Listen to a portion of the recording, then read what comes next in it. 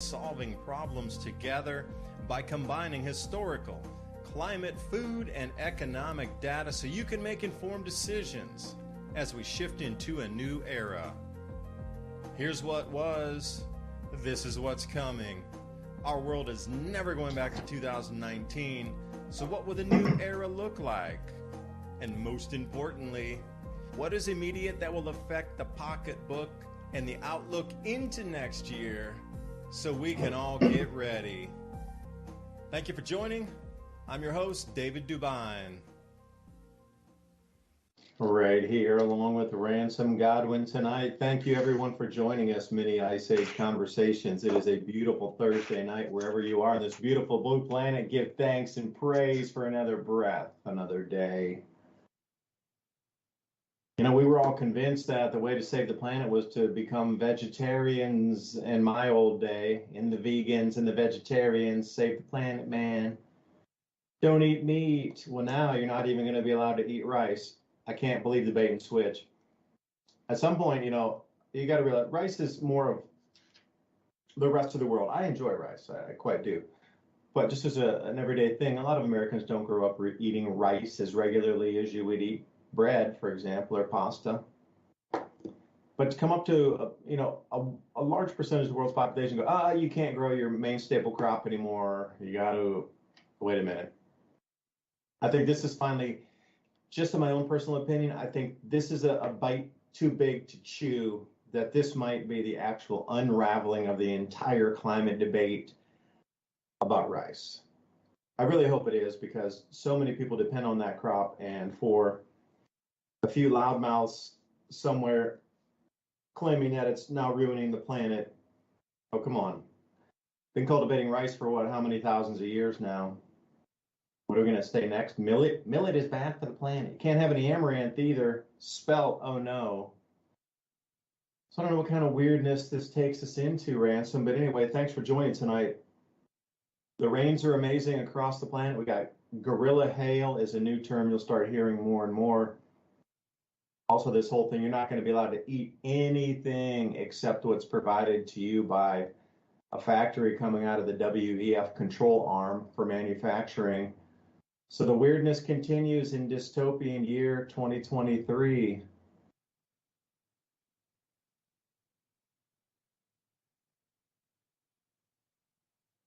The dystopia, yeah. I would say that. That's kind of why I named tonight's show "When It Rains, It Pours." It's just like just keeps happening, and looks like I got a glitch out where the it's got last week's title on it. So give me a second, I'll fix that. Oh no, when it rains, it does pour. You are totally correct. In many ways, shapes, and forms. I mean, the atmosphere is wringing out this extra 10% of extra moisture that was ejected during the Hunga Tonga eruption in 2022. That is coming home to roost right on our crops. Now, speaking, the reason I was, focused on rice for a second was Indonesia and Northern Australia get about 8x the normal rainfall. I'll be generous and say 4 times, but still, that's an enormous amount of equatorial rain to come down.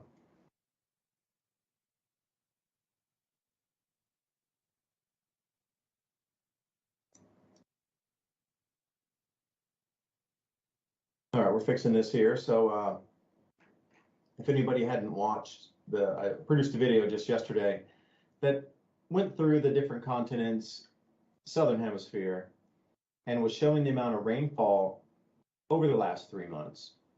And at the highest, it's pegged to the charts. They really they could have another whole band or 2 or 3 more colors upward. But then when you overlay that with the temperature maps, it shows that there was not very much, it was pretty much neutral on the temperature, meaning that the extra cloud cover didn't allow any heating or cooling. It just, when you look at the temperature maps, it's pretty interesting.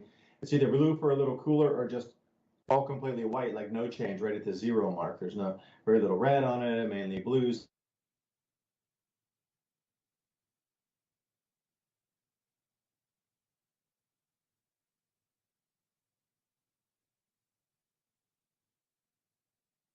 Yeah, sorry about that. Yeah, I think I got it fixed there. And then I muted myself. No, I was gonna say, when it rains, it pours. You sent me that thing, and I was reading it today about You know, I don't know I don't know if that's something we can actually talk about. It's like, it almost makes me want to turn off the YouTube channels like right at the end of the show, so we're only on Rumble, because there's so much to talk about when it comes to food, and how the food that's going to be coming at the store is not, well, it's not something I want to eat, I'll say that. And it's just got so many things. It's like we were beaten over the head since 1990 or something with all of the additives that they put in the food, you know, from colorings to this to that. You know, if you remember, everybody got dosed with Teflon from those nonstick pans. It's just like a trickle effect of toxification of everything. And they kind of got everyone used to it. Where when you tell someone, hey, you know, that has so-and-so in it, and they're like, yeah, I know, but I don't care, because they don't care. So like, it's Cheetos and Diet Coke, and no one's really going to question that. So they've already got everybody kind of, I would say, brainwashed or browbeaten into just accepting what the brands are putting out. And when you sent me that thing and I was just reading it, that's exactly what I thought. When it rains, it pours. That's just one more thing and one more reason not to buy food from the store. And that's really hard for people to hear, because everyone buys their food from the store. Barely anyone grows food. And if they do grow food, barely any of those people grow enough to sustain a family and meet all the nutritional requirements that they have, including meat, fat, and all of the other things. So, you know, I don't know, that it scares me, because, you know, I have small children and I'm sitting there looking at them, and it's so easy to just give them a bag of Cheetos and, you know, they give them this or that and make them happy for the minute. But, you know, are they going to be happy in mid and late life when all of a sudden things don't seem to be right with, you know, their bodily functions? Or do you want to like look at your kid and know, you know what, this kid's going to have organic food at least until I'm gone? And, you know, that's like a big thing. And I don't think that really it's weighing on people's mind, even all the people that are so-called awake out there and keep track of every little, you know, increment of government tyranny all over the world, and they pay attention to it, and they pay attention to the bills and the chemicals, yet nothing really happens as far as a revolutionary change in the way that human beings eat, of taking control of it and being in control of the entire thing. I mean, that's just not happening in the world that I can see. And you sent me that thing, and I was just, I mean, if you want to talk about that, go ahead. I'll gamble it. I'm on 2 strikes on my channel, so I'm really have to talk in code. And no telling, because, you know, they get a memo basically at YouTube, Twitter, etc. Matter of fact, I have a article talking about how Elon Musk has actually been censoring more stuff since he took over and decided to you know, say it's a new free speech platform. But when FOIA requests come out, they found out that like the government sent Musk and Twitter about 950 requests to censor information, and Twitter responded and did it for at least 800, you know, of those requests. They just censored it. I don't even know what it is. That's the thing. We're to a point where they're separating society into 2 groups. The people that, not just the people that are in the know, but the people that are allowed to know. And if you're not even in the group that's allowed to know, you're going to be ostracized, made fun of, called names, censored, banned, and turned off. If not, even going to jail if you don't shut up when they tell you to shut up. So it's getting real bizarre. But back to the food. It's not food. And I forget where I got this from, but it was a thing that said, you know, that stores are not full of food. They're full of food-like stuffs. And, you know, every time I go to the store, that resonates so hard in my mind every time when I walk through there, because it's like a wild goose chase, or you know, what they call those the hunts to get stuff, you know, that they put the frat kids on, and they all have to go out and look for stuff. What do you call that? I forgot. But anyway, it's one Easter of those. egg hunt. Yeah, well, something like that. Basically, you have to go to the store and like sort through what there is, and now you can't trust the meat because the meat depending on which country it comes from, doesn't have the same ingredients in it or the same products used to keep it fresh, red looking, and there's various different ways they do that. I used to be a butcher, actually, and I know what meat looks like, and guess what? It don't look like that stuff at the store. When you cut into the cow, it doesn't look like that. The oxygen hits it, it turns red. And even back when I was a butcher, and that was, early 2000s there, they already had some kind of solution that they were putting into it to keep it red. And then, if you ever go to the grocery store and you see that a meat has flipped over and it flipped on another meat, they both turn brown because that's the way they look without oxygen in it. And people think the meat has gone bad. But actually, what we would do when I was a butcher is just unwrap it, let it sit out for 10 minutes and let the chemicals respond with the air again, and it would turn red, and then would rewrap it and put it back on the shelf. And if it didn't still sell, guess what? We put it in the grinder, and it all ground up, all those steaks and pot roasts and shoulder roasts and butt roasts, or anything you could think of off a cow. We'd grind it back together and call it ground chuck. Or if it was, really gnarly, we'd put it into the hamburger meat. And the same thing with the pork. When it's starting to look nasty, it's getting slimy, that's okay. We just pull it out, put it in the air for a minute, throw it in the freezer, grind it right through, make sausages, whatnot with it. And that's what you eat at the grocery store. And I'm talking, 23 years ago, at least. Now, that's not even counting in these other factors of what's going on with the food now. That was just the nastiness of the industry. And let me tell you, I've seen, I don't know how many butchers drop stuff on the ground, pick it back up, wrap it, send it out. We would get cows with big infections in their bones, cut that out, send that meat on. Don't worry about it. How's that? Well, you're building up. I was just going to go eat, but the way you're making it sound, I want to go eat where you were working. Kind of crazy. Is that scary? Well, that's what's so funny about that is even with me knowing all that about the meat industry back then, it's not the same as now. And right now, I could go for a big, juicy T-bone right now. But it's kind of like that part in the Matrix movie where the guy's saying, I know that the Matrix tells me this is juicy and delicious, but it ain't real. But that's okay because, he wanted to be ignorant about that and go ahead and believe that it's juicy and real. And now we're skipping past all that to where they literally are setting up the entire industry for you to eat bugs and lab-grown products. And let me tell you, it ain't regular DNA. I think I can still say that. It's not the original DNA that they're growing in the Petri dish or whatever they're doing. So it is more than beyond meat. It's beyond belief because it's really happening.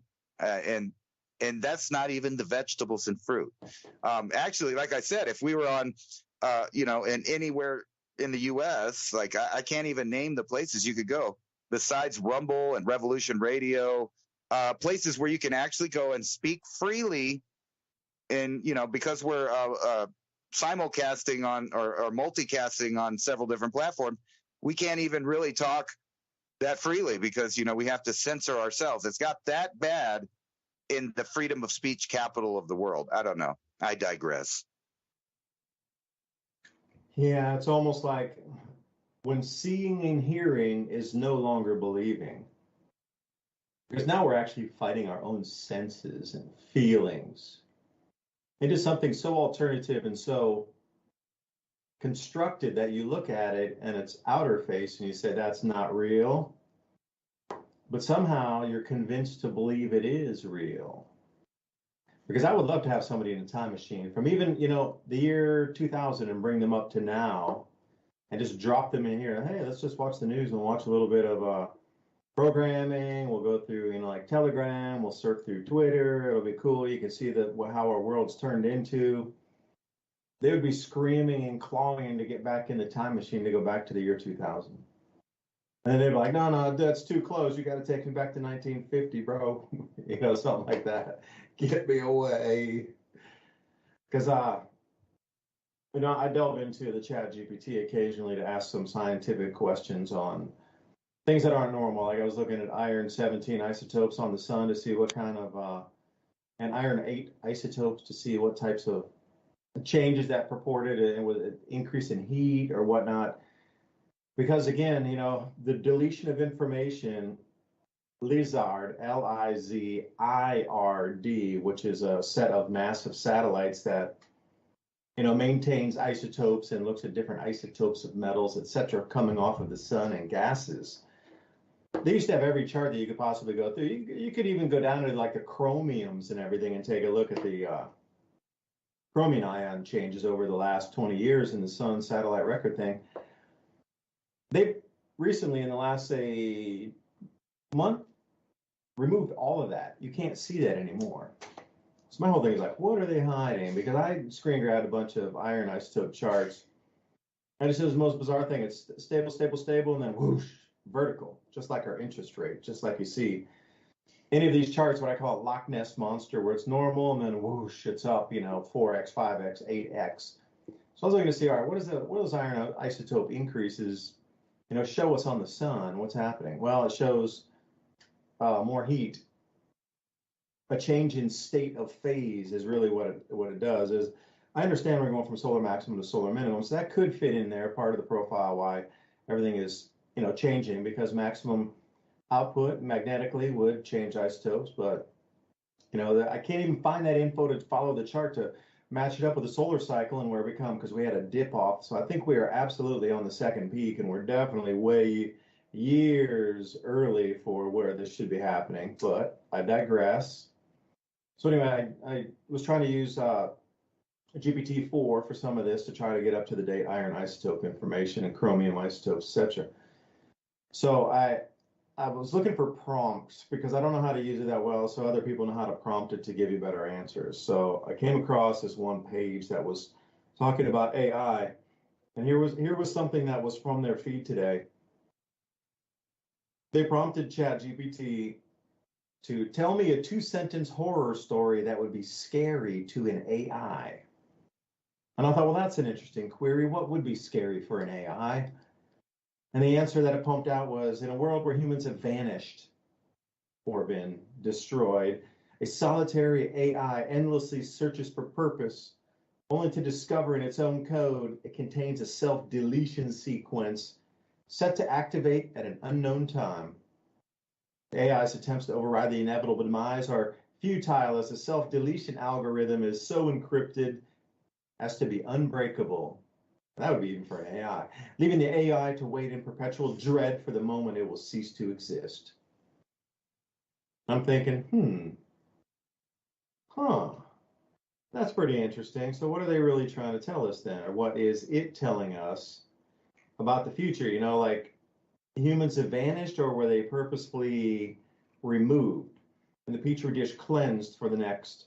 Because you and I have talked about the different Homo sapiens sapiens, and you're well more versed in the different types of humans that we've had over the last 4 million years, all the way from Lucy in Africa into Gigantopithecus and the different types of hominids cruising around the planet for the last million years. They've all disappeared, and then we had this conversation like Homo sapiens sapiens can disappear. So are we at the point now where the petri dish gets scraped clean and it starts over with a new sapien species, bred, DNA manipulated, spliced, and then reintroduced back to the planet with a different history after the cataclysms we're about to encounter over these next, beginning now through 2045, 2050, something like that. So I'm really curious, are we at the end here? Because, this does seem to be giving us an indication that humans are at the end of the line. And we are going to break into several different species of it. A lot will plug in with the augmented tech and then transhuman. That's cool. Let them go. But I'm starting to think, this ChatGPT is so otherworldly, the way you talk to it and converse with it, and it's just so lightning fast and like, precise answers for things that would take you an hour to try to research off PDF search engines and PowerPoint search engines and reports and try to, get backways in off paid reports, which really irks me because that's our tax dollars that we've been paying into the system. And then all the research at national laboratories is now under paywalls where I need to pay. Wait, I already paid for my taxes. You guys are doing government-funded research and you're putting your stuff behind paywalls. That's unacceptable. So anyway, there's workarounds to get around the paywalls if you know how to go look at a PowerPoint search engine or a PPT search engine, PDF search engine. But I'll even say one thing about the deletion of information. Like a year ago, it was really easy to still find PPT or PDF search engines, and you could run circles around all these paywalls. They were so thick and chock-a-block. It's basically a search engine that only searches for PDFs. And there would be only search engines that only search for PowerPoints. Only. That's all it kicked you out as results, nothing else. But those themselves have been consolidated by Microsoft and several other big players. And they've reduced pretty much anything to what you would get off the web. Like there's none of that really juicy, findable research that would set it apart where you had to actually dig. And if you did dig, you would find all the stuff they're trying to cover up. So it seems that Microsoft's now into the gobbling up all the PDF search engine game, and whatever you look at, it's all the same 5 PDF search engines with all the exact same results. It's really difficult to find anything. And now on ChatGPT and working with this one, I was trying to figure out the amount of sulfur dioxide off the Shivaloosha eruption and what kind of cooling that would cause based on prior eruptions of VEI 6 at that particular latitude. And it kept spitting me back these stupid results like, yes, it'll probably cool, but that'll be nothing in comparison to runaway global warming. Okay, I get it. So then I put in the parameter of, imagine Mount Toba, VEI 9, volcanic eruption that shrouded our planet in cloud cover for 10 years, dropping annual average temperature 10 degrees Celsius, wipes out 90% of food production. Only humans on the equator are able to live through this event. And you know what? It kicked me out? The same thing. Well, long-term global warming, this will only be a temporary setback for long-term global warming. I was like, then the next query I gave it was, well, that would be a greatly reduced human population. How could there still be greenhouse gases going into the atmosphere? And then it disappeared. It turned me off. I had something else too, where it just like quit the query and it just went blank. And I was asking about the percentage of population loss with something last time, and the whole feed just cut and it went blank. So then I had to click that little thing, start new chat. So I thought my chat would have been saved. So I was looking for it in the, on the left side, there's archive of any chats that you do with it. It saves it. That one disappeared also. So as soon as you start pressing this thing for real, very tight information, it'll just turn itself off, which pisses me off really. So, where we sit right now with the cult of whatever it is, they all laughed cult, I don't know, moron cult, whatever it could be. It seems we're at their kind of the end, and this GPT/AI thing has run away to the point where it's so far ahead of us right now, it's going to be calling the shots, whether it be sort of benign type of interaction where we're seeing right now. And I look here, and then there's something like 2,000 different AI software programs up and running in the last 60 days that have been added to it does everything. It can design a website for you. It can do anything a human can do, but about 1,000 times faster. And it's just now for humans to use the tools to try to be more productive. So the demise of workforce is in play. And one last thing I'll say, I had a really good interview earlier, and the person I was talking to was saying the same thing, Lee Iacocca, remember how he brought all the lean manufacturing from Japan in the 1980s over to America with its clunky Chrysler, ridiculous manufacturing lines and employing 50,000 people per shift. And he brought lean manufacturing over and actually changed the landscape. And that's how Honda and all that, whatever, just ran ahead of American cars, super reliable, never broke down, a fraction of the cost and produced in, a tenth of the time. That was called lean manufacturing. But what we're coming into right now is lean workforce, because the AI tools that are available at our fingertips are so just really mind-blowingly fast and different.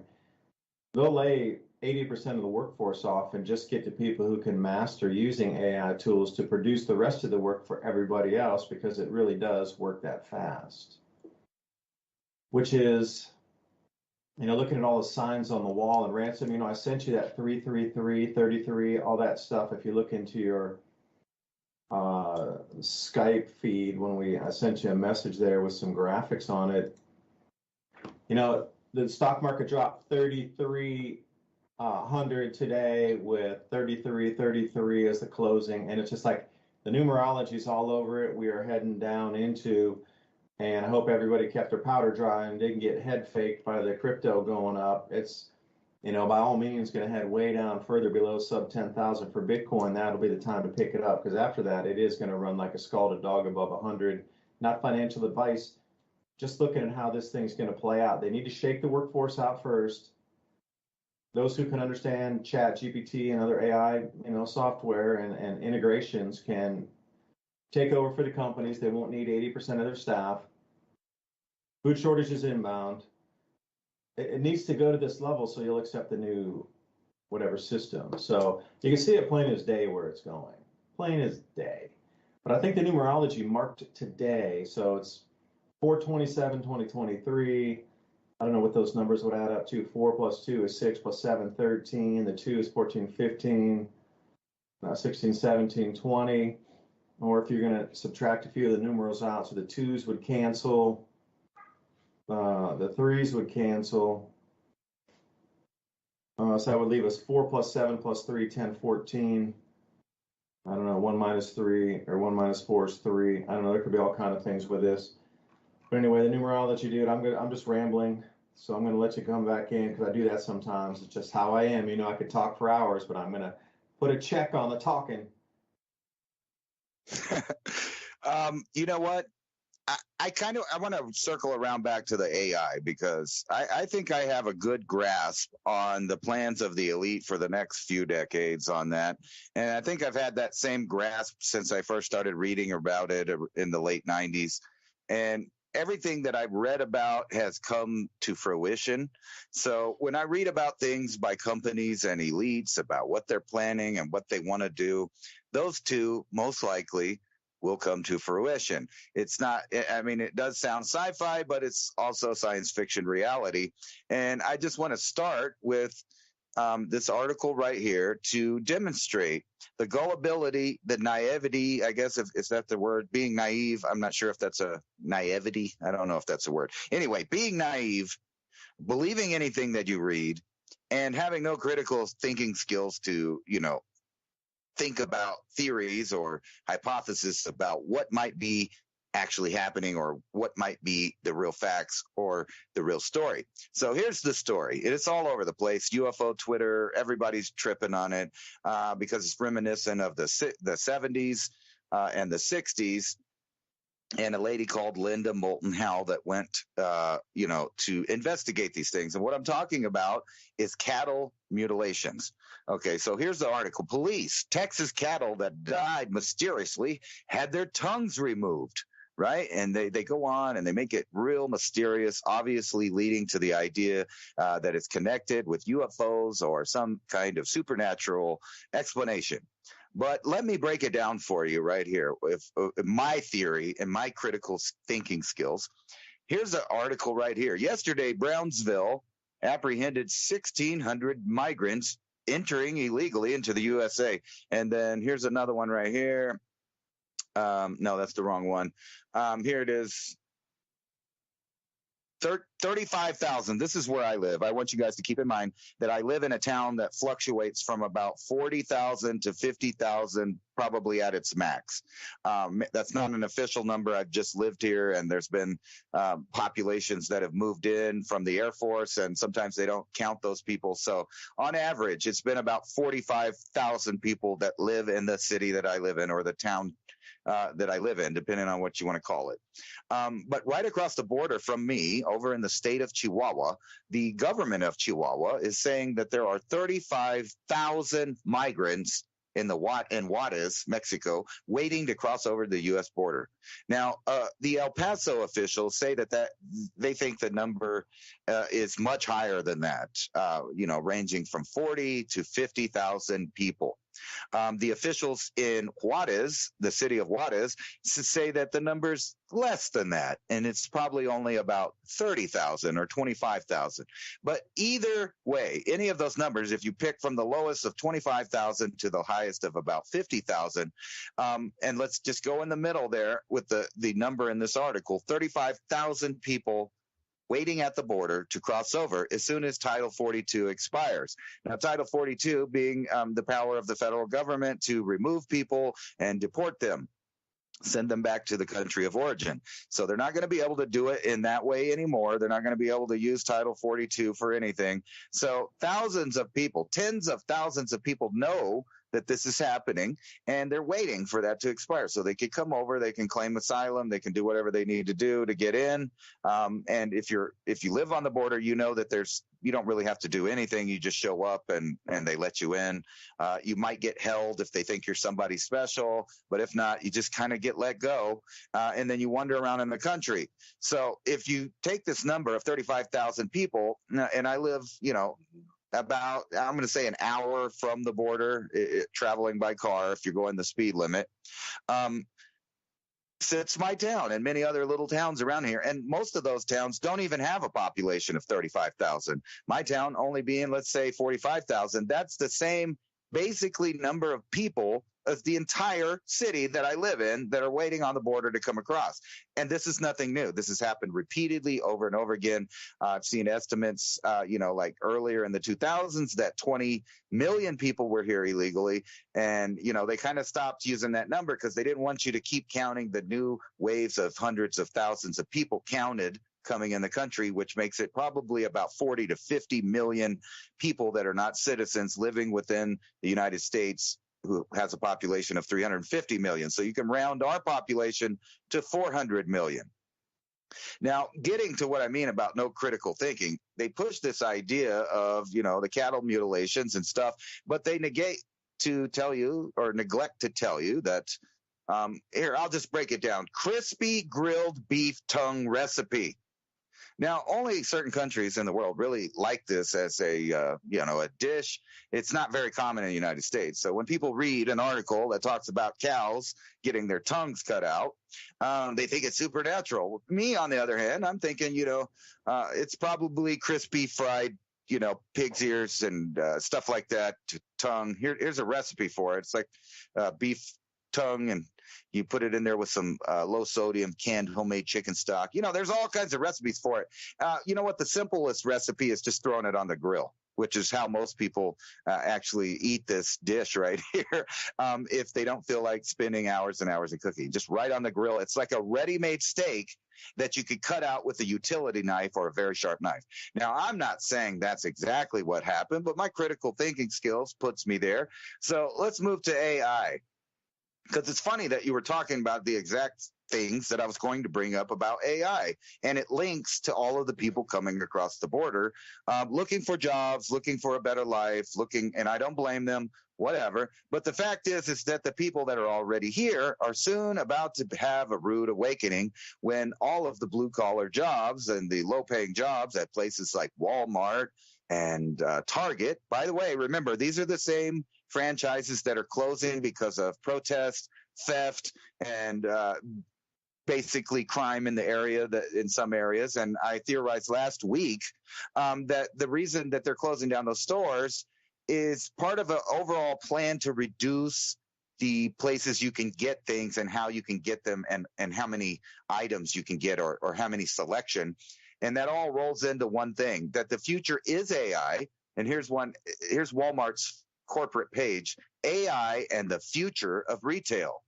Now, if you didn't know, Walmart is planning by 2026 to remove a lot of their workers and replace them with artificial intelligence, not only from the automation capabilities, but fulfillment centers, meaning the people that move the goods around, automated facilities. So basically, they have these numbers like 55%, 65%, 20%, and they're all going to do this within a few short years of right now.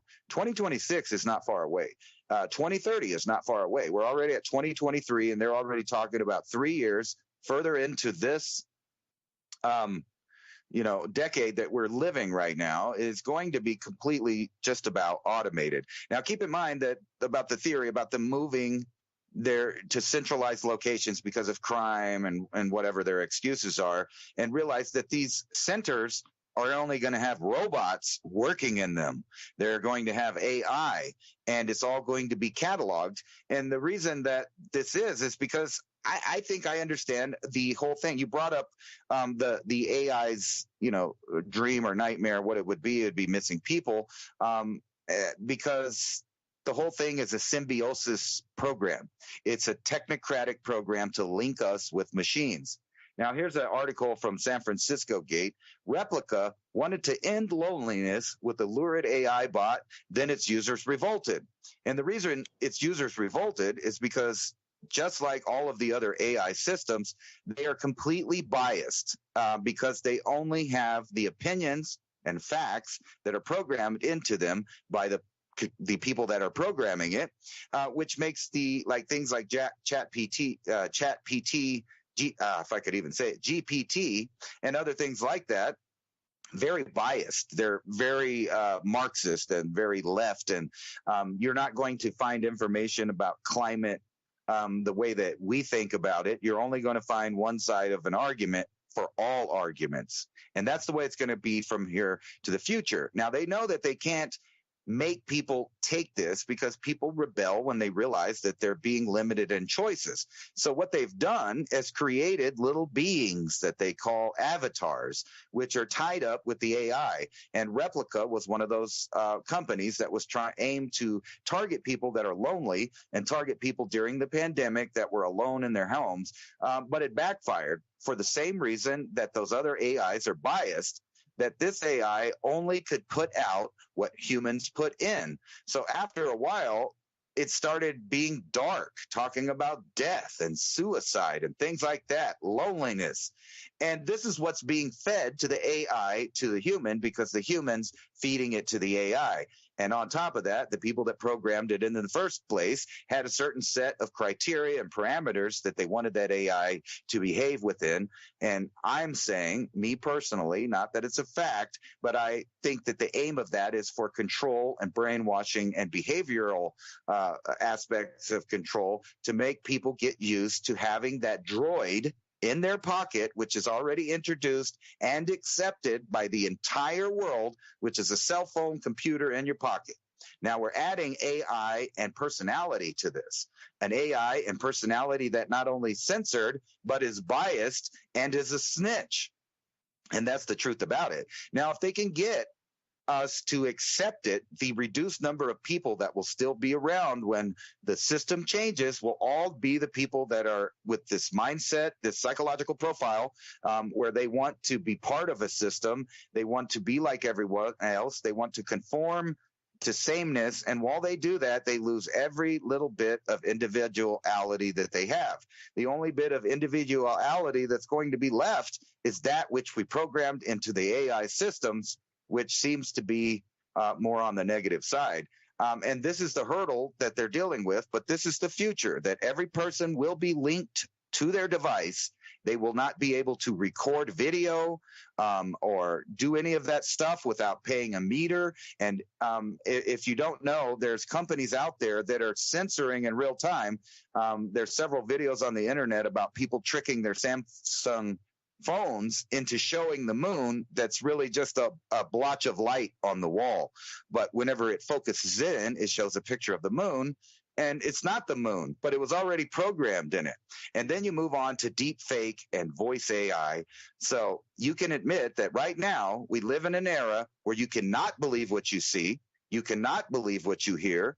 And the people that are censoring and trying to have a one-sided uniparty argument over various topics are the people that are in control of these AIs that are the implement of the censorship and the brainwashing. It's a big circle that feeds into itself. So you can call it the mark of the beast, you can call it whatever you want, but the fact is that in the upcoming generations are going to live with a little creature, I'm going to call it an entity, that's probably going to be linked directly to their brain, and they're going to have to take it everywhere they go. They're not going to be able. And not only that, think about this. With deep fakes and fake audio, you could show that a country invaded another country or that there's a war going on.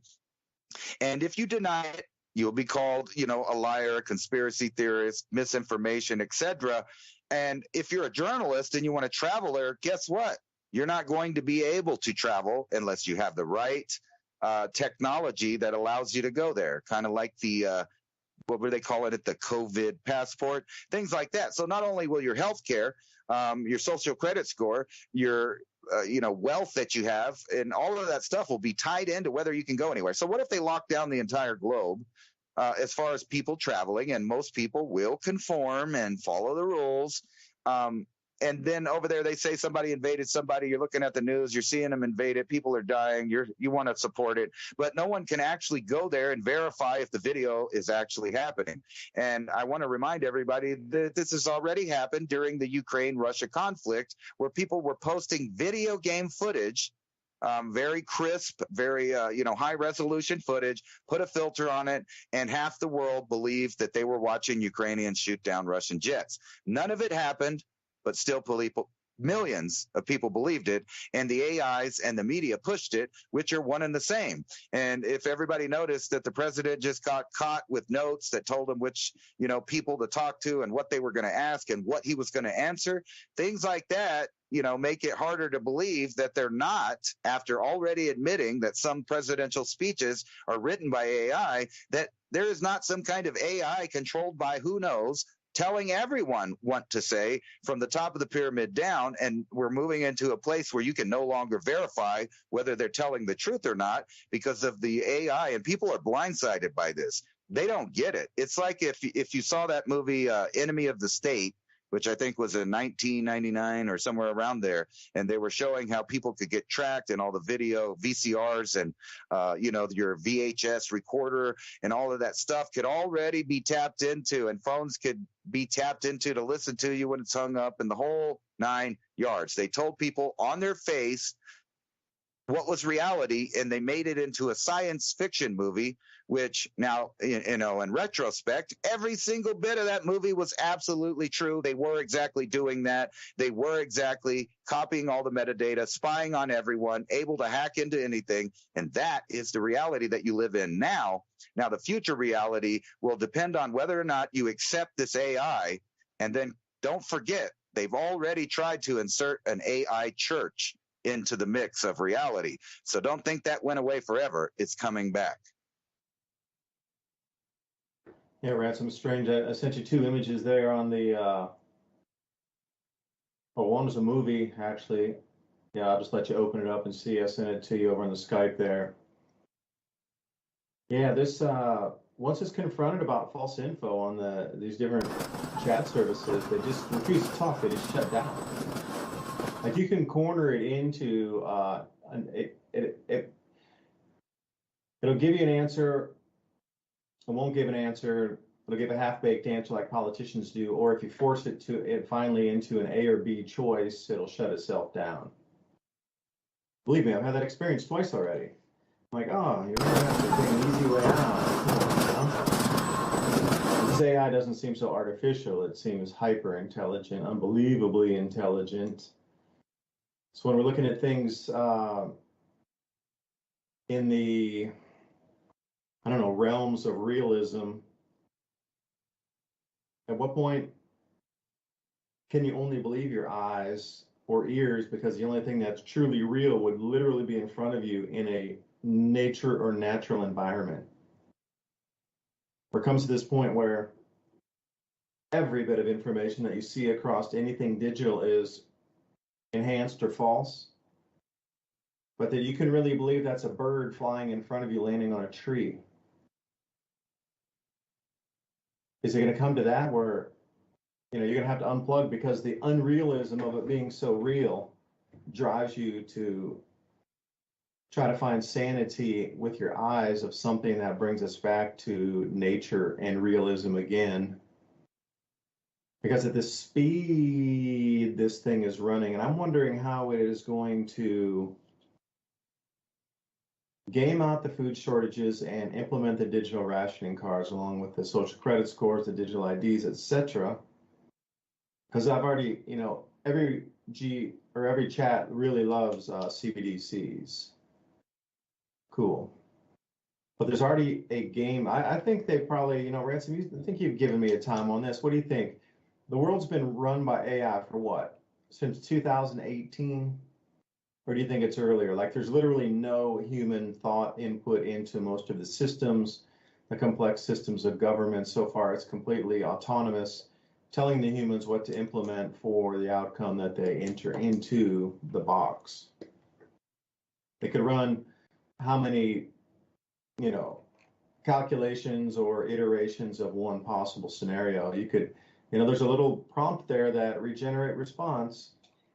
Now regenerate response 100 million times and then average that and see, it could do it indefinitely in the speed that it is, trillions of calculations, quadrillions of calculations per second. Any possible thing could be gamed out from EMPs over certain countries, food shortages and others, like how much people are going to push, pull, depending on food shortages, where resources would need to be diverted to. And it's this whole game of the dollar being doomed, they're saying BRICS currency, BRICS currency, BRICS currency. Well, how realistic is it? And, by all accounts, I've done more research since I, started to see this hitting the airwaves. Dollar doesn't have to go to zero before we in America have a problem. Not at all. There just has to be a second alternative, which there's beginning to be. But the amount of traction and information on the internet, what we're seeing of the actual conversion over UN-based trades and settlements, I don't think it's remotely close to where it's being portrayed in the news right now. I'll agree, there's a drip feed of it, an inkling of it, a beginning of it. Don't get me wrong, that's absolutely happening for sure. But the way you would look across the news media landscape, it seems that the entire world has already converted in one time, and that definitely has not happened. Look at the way that it's all phrased. Yeah, dollar's doomed, more currencies are jumping ship, okay. But not at the speed to bring down the nation just yet. The second alternative is what's going to doom the dollar. And once it reaches that, layering and scalability issue to really work for settlements across 80% of the world, that de-dollarization will come. What's so interesting is the deglobalization is in tandem with that. And I can't believe, just out of the millions and billions of possible random happenstances, that de-dollarization, deindustrialization, and deglobalization are all happening at the exact same time. Like for the statistical possibility for all these countries to reach such a power state that they can, take on the global empire right now, it's just mind-blowing on the precise accuracy of a 1-year period in probably 2,000 years of time. The way it's unfolding and the way that these events are moving, how much of it's true, how much of it is fictition of an echo chamber to get you to believe such a thing. And now with all the layoffs, I just, if you would allow me, I just have right here a new list. Companies cutting jobs, April 2023, they finally put the list out. Wait, it's only near the end of the month. Okay, still counts. Tyson Foods, 3M, Lyft, I think they fired 80% of their workforce. Whole Foods, Deloitte, again, most of this AI, you can just, AI runs circles around anything in terms of CPA, tax preparation, etc. Contract writing, you don't need Deloitte. BuzzFeed, David's Bridal, Walmart, McDonald's, Bed Bath & Beyond, Vice News, who did a hit piece on me before. Thanks, Vice, for doing that. I got the free publicity from you. Increased my subscriber count by 4,000 just because of your article. I'm so grateful. Thank you for allowing me to respond and just get even more traction out of your writings. Dropbox, Gap, and Ernst & Young. Like if you were to look at this list right here, this is a major, absolutely gargantuan list of Fortune 500s and just apex predators on the corporate landscape.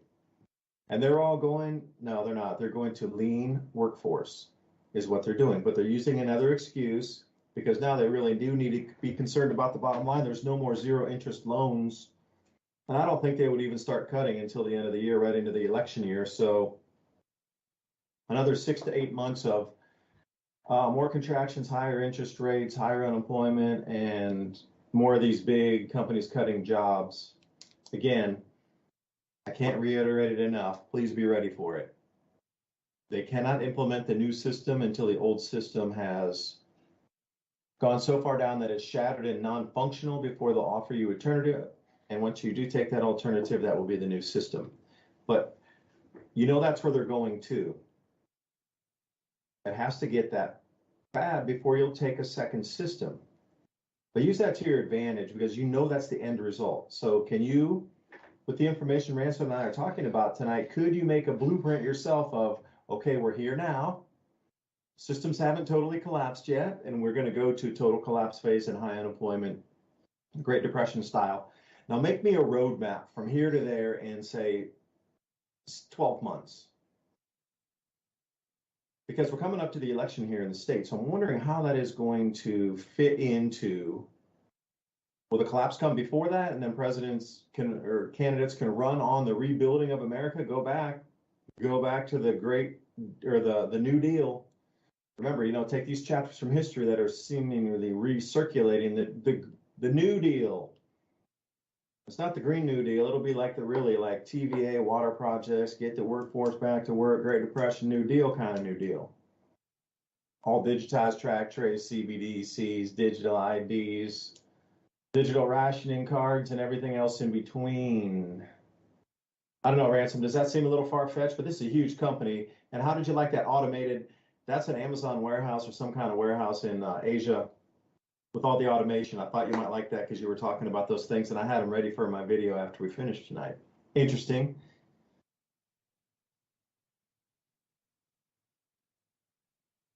You know, I don't know when. It's so hard to say that because it's so incremental, everything that they're doing, that it's like week after week, we just step an inch more into this problem, an inch more into that problem. And then by the time it's like the frog in the boiling water. We're right at the boiling point, and still people think, you're just sitting and relaxing at the sauna there, and it's no big deal. It's funny that you name those companies. I mean, think about some of the names of those companies, Whole Foods, etc. Those are the same companies that are closing their shops. Those are the same companies that say they're moving to AI and robots. Those are the same companies that you usually go to, and there's a bunch of people already standing around not doing anything, because the fact is that most of it's already automated in the first place. So like, you wonder why when you go to Home Depot and you ask somebody, hey, I need this tool that does this, it looks like this, and they have no idea what you're talking about. Not everyone, of course, no generalizations, but I'm trying to pull back from predicting stuff because I've been so right on it. It's just that it's like, at this point, it's like, yeah, I told you so, but I did mention it almost. And like right now, you sent me all that stuff about the flooding happening. I mean, it's like we were talking about that last fall. Obviously that was going to happen. And they were doing all this weird stuff with the grain on the river. And I don't know if that's interacted yet, but I do know, just as predicted, all that snow, despite global warming, is melting, and it's making a lot of water in a lot of places. So even in places that are supposed to be drought, they have record-breaking snowpack. And what are they going to do? Like, everything's flooding. They just switched to the next headline. First it was, we're in a drought. And then, severe flooding because global warming. To me, I can't believe the public even goes for that. And even though they switched the title up to climate change, something that obviously has been happening for the entire history of humankind, because any civilization that you ever, just dive into anthropology any second and look at the mainstream's explanation, the obvious explanation why a lot of empires failed. Why? It wasn't because of global warming. It wasn't because of this or that. It was because of some kind of natural disaster happened, or the climate changed. period. Like you can pick anybody. It was either volcanoes, the rain stopped coming, or the rain started coming. And this is something we're going to have to live in. And you're right about the election year. Things from here on out are about to become so crazy. You thought it was crazy already. This is the thing. They keep topping themselves. Every year you see stuff you just couldn't imagine a couple years ago. And then you get used to that by 6 months of news feed, and here we are again. Do I get soapy bubbles with boiling water in the frog pot? Can you at least offer me that? Tiny bubbles. Be right back. Great. Stage conversation, stay DuByne, Ransom, Godwin. Walking you through the next hour. Please come back and join us.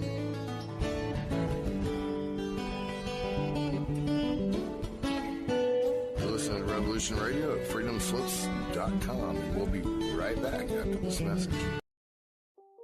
I've never realized a time that was more necessary to make sure you have a backup of food than there is right now. We see all of the food markets going expensive, every item. And some of these items that they offer in these kits are approximately $1.50 to $2 a meal or serving, which is quite a bit cheaper than anything that you're buying now. I'm really interested in the protein pack, because this is where, even if you're gardening and you're not going to have these proteins, but you can stack them back. And this thing has chicken, beef, eggs. So it has a lot of protein that maybe you could mix with the stuff that you're growing. I'm really thinking that this summer is going to be starting all of the hard times as far as it is for people with food. So I think this, beyond any other time that you've thought about buying storable foods, is probably the occasion to give yourself some insurance so that when hard times come and the trucks stop coming, you have a backup plan. At least you have nutrition to get you by. And some other people are not going to be doing that. They're going to be having difficulties and maybe even finding themselves in aggressive situations with hundreds of other people trying to get supplies that are no longer there. And these kits have everything. Fruit, you got the meat. It's all stuff that you're going to need to survive. The insurance that people need right now, I just don't think there's ever been a comparable time other than maybe when, we had soup kitchens in the 20s and right again in the 40s when things were becoming thin again. And we're in that time now. And when you start looking at world events, you can see that the food supply is going to be tied up with multiple different events around the globe. And you don't have to worry about those things if you have this taken care of. You can get 6 weeks, you can get months, depending on the size of your family. This is definitely insurance for survival, because other people are going to be fighting over the scraps that are left at the store, and you don't have to do that. Yeah, you mentioned something there, the seeds as well, to be able to grow some of your own food in addition to having stored foods. But when it goes down, it is going to go down, and things that you think about it right this second. Everybody's talking about buying gold and silver as a way to hedge against inflation or be able to have something to be able to pay your property taxes in the future. With the devaluation of the currency, well, it will be the exact same thing. Now, do you have enough money to buy an ounce of silver? Perhaps you do. It's the same thing with food preps, the 1 week kit compared to something like a full 6 weeks kit or a 12-week kit. Even if you get just one small minimal thing to add to your stack. I talk to people who prep all the time. It's always about tools, storable foods, water filtration, and a way for you able to store water and filter it at the same time. Because if you can get that closed loop enough, there's always going to be somebody that will help you garden with those seeds. Heirloom seeds is where you want to go. Heirloom open pollinator seeds.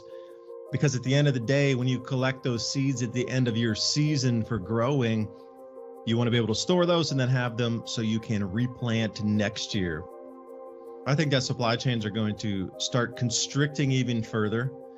I mean, look at the way that the world laid out. These really incredibly complex supply chains are now starting to fracture in the middle of everywhere. Political strife. We didn't even talk about the ozone depletion event that's going to wipe out food production further in the Southern Hemisphere. The tipping point. Humanity's here. We're seeing it everywhere. So how do you protect your friends and family? Because you got to think everybody has survived. We would not be here having this conversation if people had not survived the last 8,000 or 10,000 years of events that were far greater than what we're going to experience. It just takes a little prepping, a little bit readiness, and I do believe that we'll be able to get through this. You know, when we're talking about these seeds and the storable foods to go with it, you're going to have to probably invest in both of these ideas. When you go through the list of the seeds that they give you, these heirloom seeds, they're the best type of food that you could possibly get or grow yourself. But you have this backup of the food storage that lasts 25 years. And that's heavensharvest.com. Use the code ADAPT at checkout. That's ADAPT. Take 15% off your order. Whatever comes your way, weather, war, whatever it is, you're prepared, you have security. At least you know that your belly's going to be full so that you can continue on the work that needs to be done to stabilize everyone's life around you. David DuByne right along here with Ransom Godwin. We're not reading from the global script on this or any other show. I wanted to talk about the Mississippi floods here for a minute. You know, the reason what Ransom was alluding to that, and I had done a video about this, the same that he's talking about, with all these images of these huge floods everywhere coming down the Mississippi River, in addition to all the other huge amounts of water all over the planet. But remember, just a few months ago, it was really low water to the point they couldn't transport any grain down the Mississippi. So what they did was they unloaded it all up and down the Mississippi River.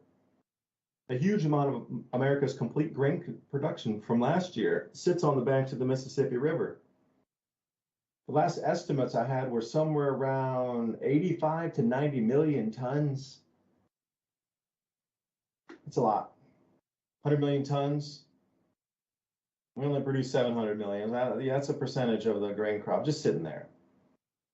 That's on the banks. But then every other grain storage facility is chock-a-block, man. It is so full, you couldn't squeeze another grain of rice or else it would explode, like that dude that said, wafer thin mint in the Monty Python shows, movies, if you remember those.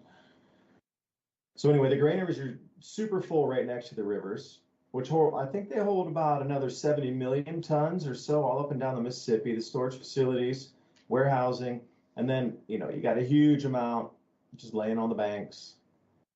And here now, it's already started, you know, up at the top of the Mississippi River up there. Flooding they haven't seen as high, you know, there's only been 3 instances in 1847, this kind of heights. And what's interesting is, you know, a lot of the news media in the very beginning was saying it's going to be the biggest floods in 20 years. But at the same time, it was talking about the biggest rice shortages in 20 years. So I'm wondering why all this 20 years keeps coming up as a number. But if you're all the way up in Illinois and whatnot, Wisconsin, wherever you are, even locks are being overflooded and damaged from all the snow melt coming down so quickly and ice and things. So as we progress through this program for the rest of the night here, think about how that is going to add into the scare of the rice shortages that's already going on. The UVB radiation event, which will begin really quickly with the ozone depletion in the southern hemisphere. That'll be like, the whole southern part of the world's getting microwaved. Food's getting destroyed. Can't grow food in the southern hemisphere. If they don't do anything in Ukraine real quick, we're going to lose a lot of production. The last count I saw was 12%. 12. 12. That's all the field space they're going to plant in Ukraine this year. 12%. And I'm sitting here going, whoa, now this is just another thing to add on top. So we got 4 super huge events. Like even one of them by themselves, as we saw with the grain pricing and fertilizers and farm inputs and herbicides, pesticides, these things, a lot of it was coming from BASF, and all that stuff closed down. Fertilizer is 4 times more expensive than it was last year when it had already doubled or tripled. So if you're looking at it from that point of view, the fertilizers are at the point now where for farmers, it's nearly unaffordable. And with the climate change and the weather, set on by the sun, the cycle's magnetic field changes, cloud cells going into different places, more moisture in the atmosphere from the Hunga Tonga eruption. A lot of them are just fearful for planting because if they lose it, then they're out of business and they have to pay for USDA crop insurance, which it's a pittance. So, there's a lot of things that farmers are considering right now too, but now look at all these scare factors. So how would they run with it? And that's what we're going to talk about the second hour here. And Revolution Radio, thanks for letting us have our show tonight and speak pretty freely. I know we might have to cut the feed for the YouTube here at the end to discuss what we really want to. Otherwise, yeah, Ransom, welcome back. That video I did yesterday about that, I must have had no less than 20 comments. And people going, dude, you nailed that. You talked about that about 8 months ago. And I wasn't like me. It was me and you on our show here. But that's it. That's how crazy it is. Like to see that forecast out, we can already see a few other events coming. So Ransom, welcome back to the second hour, man. How much grain do you think will get washed down, and how much of a news event do you think it will be built into the narrative of food shortages for the year and rationing cards? I think they'll try to downplay it. They'll put it in the back, the back pages of stuff and the back part of the news, because they don't want people to start thinking, well, if you knew like anybody else that it was snowing and it was going to snow and that we often have floods on the Mississippi, that you might want to not store things there in the floodplain. But that, that's the same thing as the people that always rebuild in it and the insurance companies. It's all about business and how they want to control things. And that's exactly what they do. And, it's like, I always have to tell people this saying, I'm not going to say I told you so, but I did mention it, right? Because I did, or we did. We talked about it, and here it is, and it's happening. But it's just kind of common sense. It's like right now, if you went outside and you worked at your house and you had a bunch of tools left out, and there's a good chance it's going to rain today, you're not going to leave all your tools out there. That's a disaster that's preventable. You can just go pick up your tools and pull them out of the rain, and they don't have to get rusted and destroyed. So whenever you see stuff like that, it's hard to imagine that incompetence is the main factor in some of these things. However, they like to forecast what they're going to do in different ways. And I think I'm susceptible to that as well as anyone else. I just realized that there's a little code in it, and they're telling you what they're going to do. It's not just, what ifs. And you were saying earlier about how long do you think the AI has been in there? Well, I don't know how long they've actually been using it, or even if they had it before they had the computing power to implement it. And that's a big question. That's a theory, but it is very possible that somehow, somewhere, someone got a hold of AI code long before we had the machines to implement the code. Now, that's just a wild conspiracy theory. However, everything that I know, everything that you guys know about, everything that's on the market is probably 20. I'm going to say 50. That's always the number that I was told, and it appears to be the case that when you see a new product or something declassified or something that's brand new and no one's ever seen it, like at a show, at a trade show or something, it's brand new. It probably just rolled out of the military industrial complex and is 50 years old. It's just like whenever everybody got on the bandwagon of the Walkman back in the 80s. If I'm sure you remember that, everybody had a Walkman. First, when you got it, you could only fast forward to play and stop, and you could pause it. You had to flip the tape to rewind it. But I bet you money that it didn't really cost that much more, or there was no reason to not put the rewind button on it at the time. They just knew that in a few years they could release the rewind and sell it for a whole new, a bunch of them replace the old ones. And you see that same business model with Apple phones, where every other year they come out with a new phone. It really doesn't do anything new. It might have like one new thing. However, people are willing to pay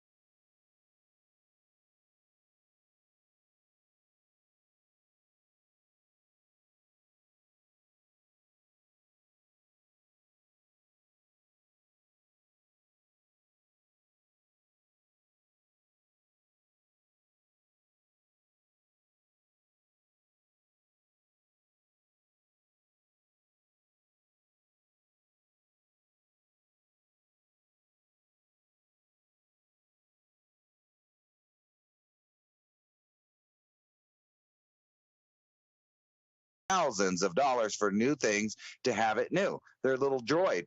And so you can see that pattern going into the future. Well, they'll want the new AI.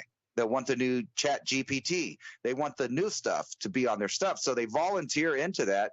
But let's go down a different road of prediction that we've been talking about, or at least, I've been talking about it.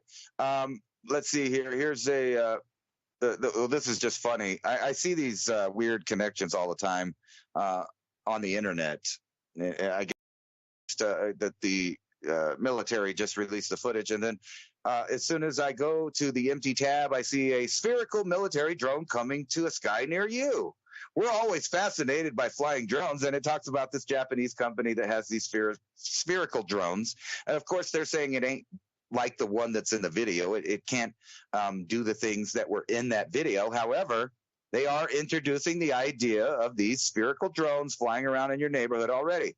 All right, let's skip to it. Hundreds of shallow earthquakes detected along California's coast during the last 8 months.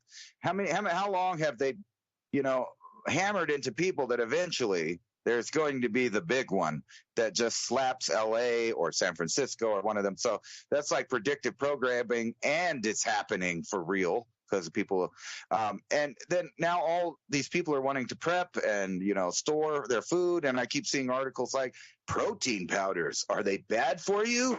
And, other ones, supplement powder. Is they bad for you? Yeah, well, maybe some are and some aren't and some are good, but you can tell they're just attacking the whole idea of that. And then over here, what do we know about the war we've been talking about? It's going to escalate.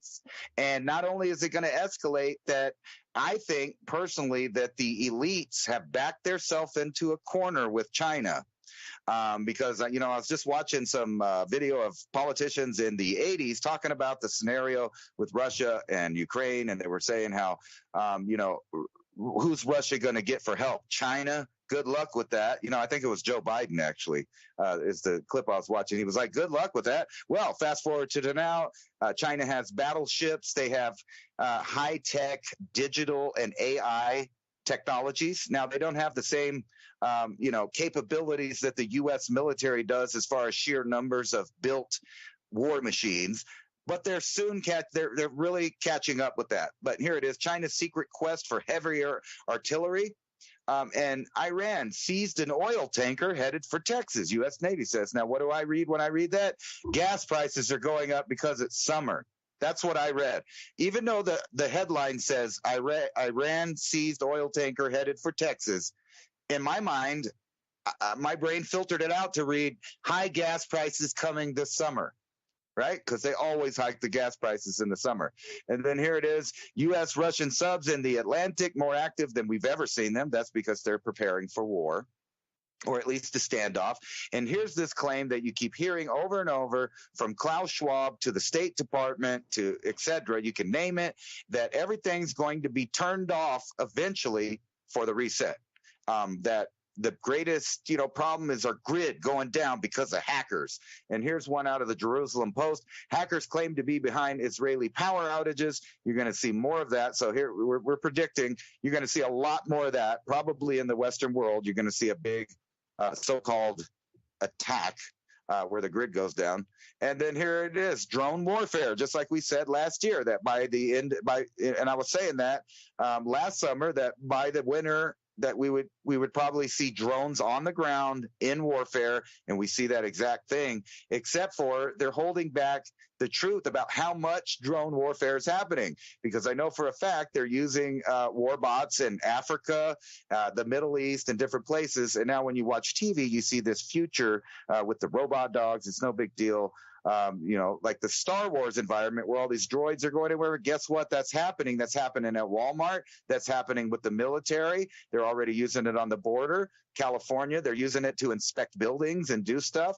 And, I've also showed a video on my channel that shows, just like I predicted about a year and a half ago, that they would put a weapon on there. And I even was, presenting the idea to you that, I wish I had $75,000 so I could get that thing and get somebody to put a gun on it so I could show the world exactly what that thing's for and what it can do. Well, I missed out. Some kid with a Nerf gun did it. Some rich kid with a Nerf gun did it before, obviously I don't have $75,000, so I couldn't do that. But the kid proved it. And then just, a couple months later, militaries around the world are showing off their armed drone dogs. And here's one. Ukraine tried to assassinate Putin using a drone loaded with explosives. We knew that was coming. And you heard about all the new IRS agents. Guess what? The IRS is also, they're not just hiring a bunch more people. They're hiring people with gun carrying abilities in all 50 states. So you could just imagine where that's going. Knife in the back. See, this is how I like to circle around because everything's connected. You were talking about the hole in the ozone and, microwave this. According to the governments, that can't hurt you. Don't worry about it. Knife in the back of the Havana syndrome victims dispute report dismissing their cases. So the government, at the simultaneously saying that they have weapons that can do this, are saying that you're crazy if they use them on you. So the whole thing is like this. And it just circles back to where we're going is lack of food. And if you just start adding it up like a math problem, let me see. They're laying off people. They're shutting off the power. They're moving to AI. They're telling everybody get used to not having electricity where you're at. They're telling people food, you shouldn't eat it. It's bad for the environment. And there's a shortage.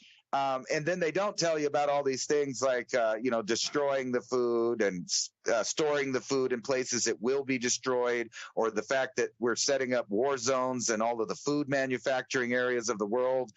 So like Mexico, for an example, the cartels are taking control of the food market, period, avocados, corn, etc. That's happening. Guess who buys all that stuff? You do. Guess who sells it to you? Walmart. Guess who they're going to fire and not pay to sell it to the other people? You. They're going to replace you with a robot, and they're telling you to your face. And guess what happens when there's a bunch of people that don't have jobs? Well, what do they say? What's the saying? Idle hands are the devil's work. And then you just add that to the idea of the already out of control crime problem that retail stores are experiencing, causing them to shut down and centralize their locations. So get ready for a future where things only get delivered to you, and it's up to you to defend it. And I'm sure that you know of the fad of porch pirates that steal packages that get delivered from these companies that rely on AI not only for the ordering, the inventory, and now they want to get into the shipping. So you can see that this is not a fictional world. It's 50 years ahead of what you think it is, and it's just right in your face. And then, we're talking about, predicting the future. It's not even predicting it. They're just rolling it out in a slow way. So what I gather from all of these elites and the programs that they're doing, regardless of anybody that you're worried about as an elected official, is they're setting up a world where you have no choice about nothing, and they control everything from the top down, and from the bottom up. You don't even get to leave your district. You might not have enough rations to get that. If you say the wrong thing, you might get your rations reduced. And, tough titty, said the kitty, but the milk's still good. If you grow stuff and ignore these people and cut them out of it, now's the time for us to literally, like you said, separate into two species. They're going to be the transhumanists, and there are going to be people that continue to be a regular Homo sapien because they're going to grow food, and they're going to find new food sources, and they're going to use AI and the same tools that the elite are using and reverse it, because you can't name a technology in history that everyone eventually didn't learn and start co-opting into their not only their culture, but their civilization. So if two civilizations break, obviously they're going to be using the same tools. And they're not going to do nothing to Americans without totally resetting us. And you said earlier, it doesn't have to be like the total dollar loss. It could just be 50% of it. 50% of it would panic the world. Everybody that's using the dollar. 50% would cause the markets to wig out, and 50% of your wealth is gone, and then 50% of your buying power is gone, which means that you're in some deep trouble. And if you're combining that with the idea that they're laying off people everywhere, replacing them with robots, you can come to the conclusion that Bill Gates did, and all of these other guys, the eats the bugs guy, they're all saying that we have this formula. And P in the formula is populace, and we need to get that down to net zero. They're telling you to their face, to everyone's face, that is what's happening. We are reducing the population starting now the culling begins. And I hate to be a negative Nancy, but on the other hand, I like to remind people that no matter what's been thrown at human beings so far, we're still here. Volcanoes, earthquakes, the sun shutting down, the skies being black, you can name it, famine, war, disease, we're still here. That means that it's possible for us to continue. And the only way that that happens if we start rejecting the world that they're handing us and start implementing our own programs to get around that. And it starts with just growing food. I mean, that's as simple as that. A lot of people convinced me of that, I would say 5 or 6 years back. And I wholeheartedly believe that is the future of humankind, because that's the entire past of humankind was all about agriculture. There's never been a civilization able to form without agriculture, and that's just a fact, whether people want to believe it or not. And what happens to these millions of people that realize that the grocery store doesn't make the food? Well, I will say, Ransom, you're not negative Nancy, you're a bummer Betty. We could talk about micro livestock, I guess. That's the new term that they're giving you for proteins coming from insects, flies, mealworms, etc. That's the new key phrase, micro livestock. So you got to think about, what's our diet going to look like as we move through this. All right, so we're going to enjoy the vestiges of the last of a functional society before we come into the breakdown phase, which itself shall end at some point, and then we'll come back into the new bull run phase. Now you have to look at this.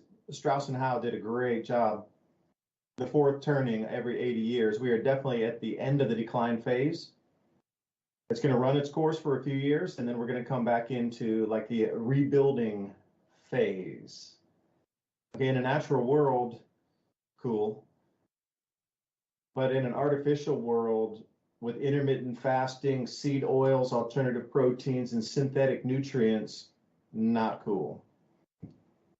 You need foods to be able to make your brains function, unless these types of things turn off your brain so you don't function, but you still stay alive enough to take orders but not question them.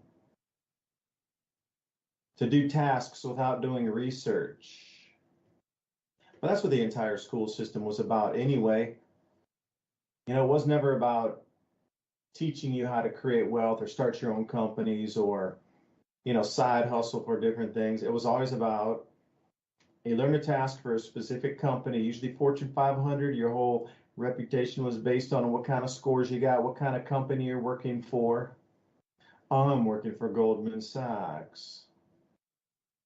You know, that's what the rat race was all the way through the 80s, 90s, early 2000s. It was always about, they just trained you to plug you as a battery into that position of accountant, sourcing agent, whatever. Stockbroker, screw you in, burn you out. Oh, put in a new light bulb. That's what schooling was all about. Okay, but we had pretty clean foods. I mean, comparatively to where we're going, that was like nearly organic in the 80s and 90s compared to what our diets will look like with synthetic. I'll say it again, I'll read the list here. Synthetic nutrients, micro livestock, i.e. insects, alternative proteins, which are the lab-grown meats, intermittent fasting, where they were required you to eat 40% less food by 2030. So they might call it intermittent fasting, but I would call it forced rationing and getting you to the point of cognitive decline as your daily waking state. You can talk about prisoners of war all day long. That's kind of where you're going with that kind of amount of food. And then the seed oils like canola, these sort of things, soy reduces your testosterone, adds a bunch of inflammation, etc. So imagine if that's just the basic waking state of a human, to put them into the schooling system, which teaches them to be a light bulb plugged into the office space. Now, luckily, there are still some creative sides of things where creativity, problem solving is still part of, versus, you know, the old relentless press the button, press the button, press the button. I mean, I wonder what the joy was of an auto worker or manufacturer in some kind of whatever plant in the 1950s. After coming back from World War II, you know, industry really kicked off in America, and they needed a lot of people to do that super repetitive task because they didn't have robots yet. Or did they? Just like you mentioned, maybe they had the AI, but they didn't have the a tech to roll it out. Maybe they found it in a cave after the last reset in a cultural layer. Whoa, look what we found. The cube. We don't know how to use it yet, but it looks interesting. Same thing, automation, robotics, this sort of thing is the future. That's what I'm talking about, the creatives, smart minds and that stuff. But think about an auto worker, auto manufacturer in 1950, pressing something and then moving like a fender over to the next line where the next person took it by their hand and then moved it to the next place. Food was really clean right then. And they call it the Great Generation because they wouldn't take anything from anybody. Can you imagine if all of a sudden, and another thing about a time machine, can you imagine if this agenda dropped back into like 1954, 1955, and the whole entire society just dropped on top, but overlayered on top of that? Greatest generation back then in the 50s, there'd be some fireworks for about 2 minutes and then it'd be finished. But you can see the time machine moving in different directions to take a whole society and drop it into a time era, which would clash the resonance vibration, would just shatter everything.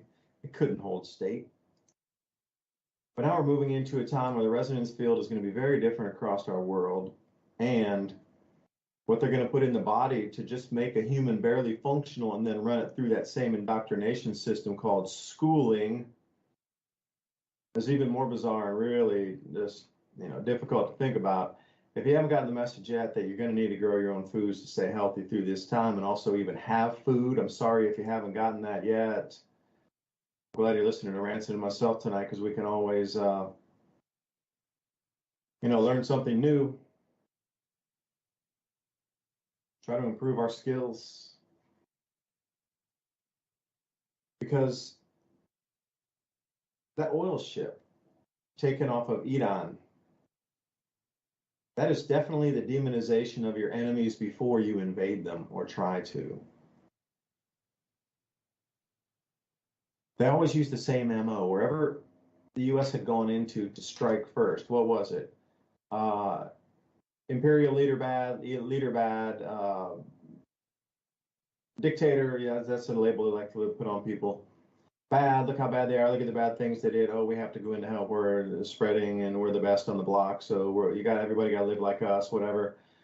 But the whole thing came first, demonization, demonization, demonization, and then at that point, then they went in for the invasion because they got everybody whipped up into a fervor. Oh, these people are terrible, they're horrible, you can't, All right? So this just is, for me, one step closer to a greater war because by all accounts of everything I've read since 1900 about how wars start, how things are progressed, and how they can get populations easily manipulated behind protecting the nation, nationalism, blah, blah, blah. Taking the oil ship or blaming it directly on Iran. Now, see, I'm reading a fair few news stories. I encourage you all go to Al Jazeera also.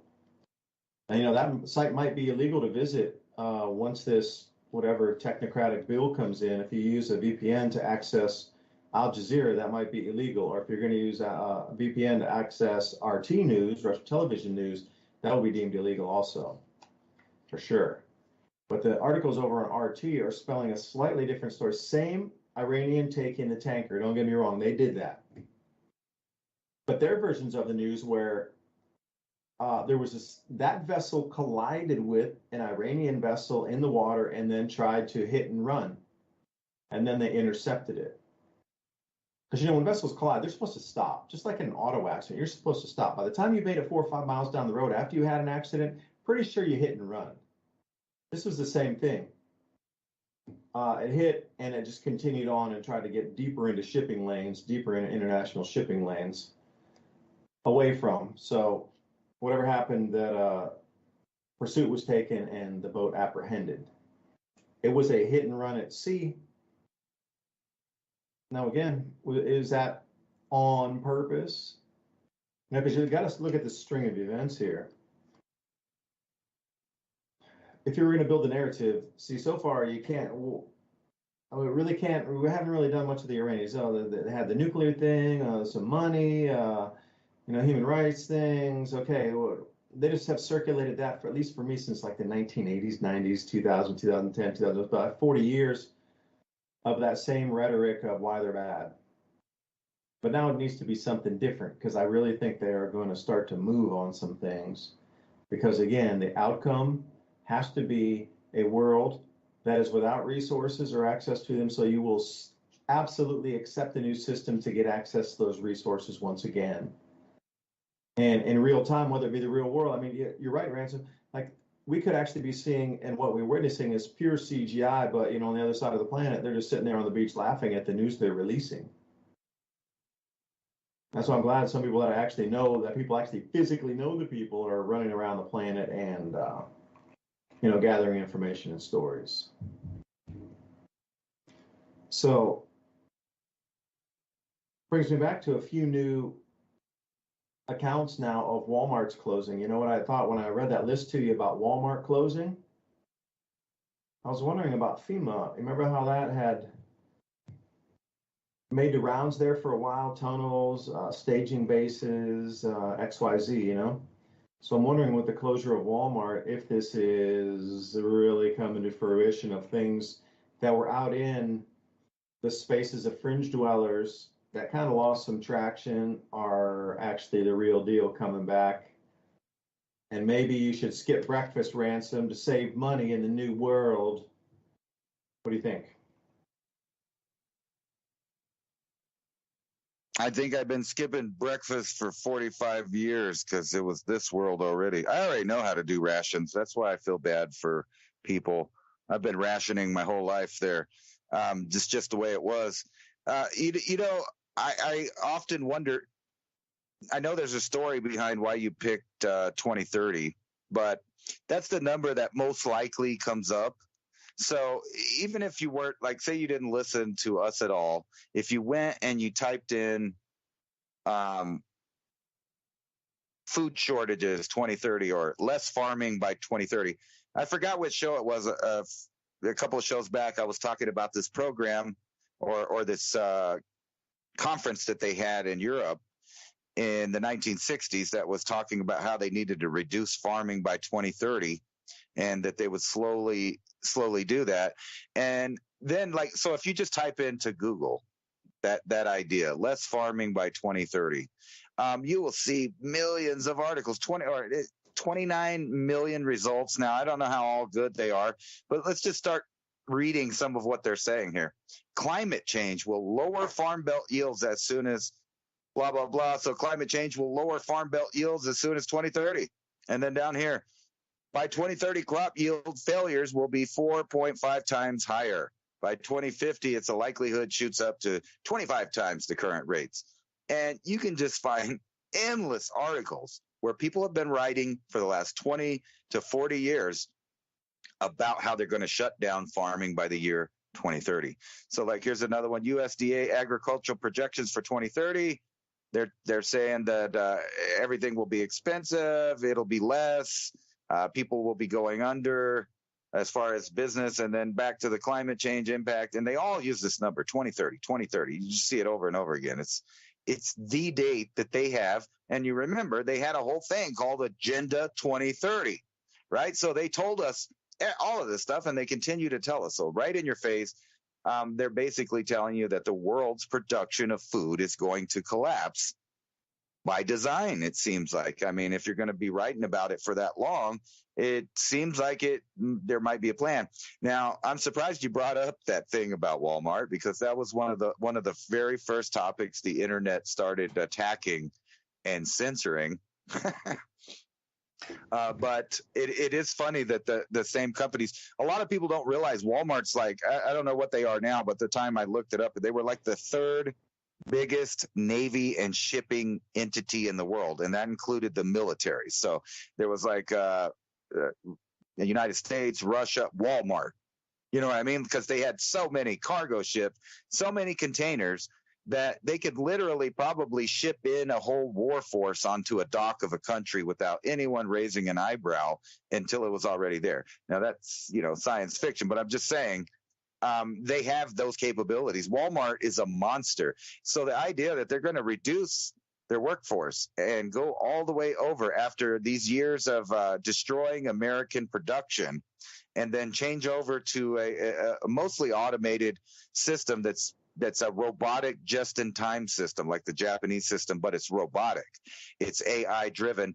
And people always ask the same question to me, but if they reduce the population, what do they need all the robots for? Well, if you look at how many robots it takes to replace so many people, you would realize it's not that many robots. And if they have a plan, like the Georgia Guidestone said, about reducing the population down to about 500 million people, you could see that 500 million people or so could be easily managed with high-tech AI systems, robotic, everything. There's really no purpose for the people, I guess, is what people are getting at. Except for those purposes that we've talked about before. There's only one source for an actual quantum computer that we know of that's a real one, an organic one that's grown. And once you kind of control that and have everybody hive mind together, you have the computing power of an entire civilization, or at least 500 million people. And people would ask, well, why don't they leave 8 billion people? Because they don't want to share the planet with you.